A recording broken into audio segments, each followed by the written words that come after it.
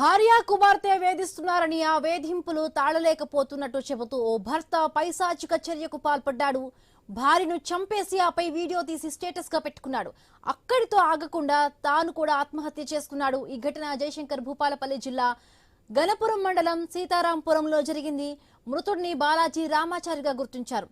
అతనికి గతంలోనే 2 పెళ్లిళ్లయ్యాయి. 2 భార్యలు చనిపోయాక 3వ పెళ్లి చేసుకున్నాడు. ఇప్పుడు 3వ భార్య కుమార్తె వేధిస్తున్నారని ఘాతుకానికి దిగాడు. 3వ భార్యను హత్య చేసి బలవన్మరణానికి పాల్పడ్డాడు. ఈ ఘటన స్థానికులు ఉలిక్కిపడేలా చేసింది. మరిన్ని పూర్తి అప్డేట్స్ మా కరెస్పాండెంట్ ప్రశాంత్ అందిస్తారు. ప్రశాంత్. ఎస్ హిమబిందు భార్యను చంపి సెల్ఫీ వీడియో తీసుకొని స్టేటస్ పెట్టడమే కాకుండా తాను కూడా ఆత్మహత్య చేసుకొని చనిపోయిన ఘటన జయశంకర్ భూపాలపల్లి జిల్లాలోని గణపురం మండలం సీతారాంపురం గ్రామంలో చోటు చేసుకుంది.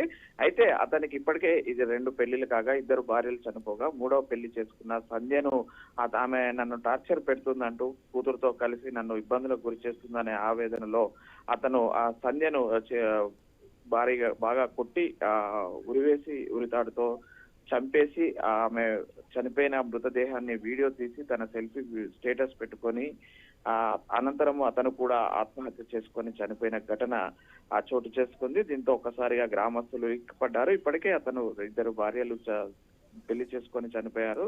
3వ భార్య కూడా చనిపోవడంతో ఒక్కసారిగా గ్రామస్తులంతా కూడా ఆందోళన చెందుతున్న పరిస్థితి ఉంది.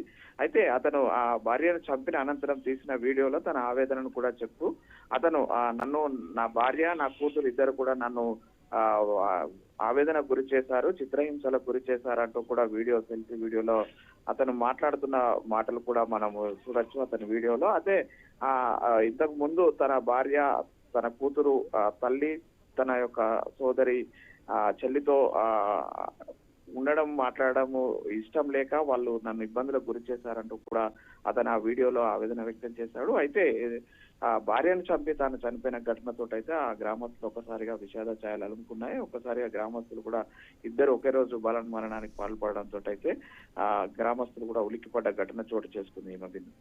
Right, thank you Prashant, thanks for the updates.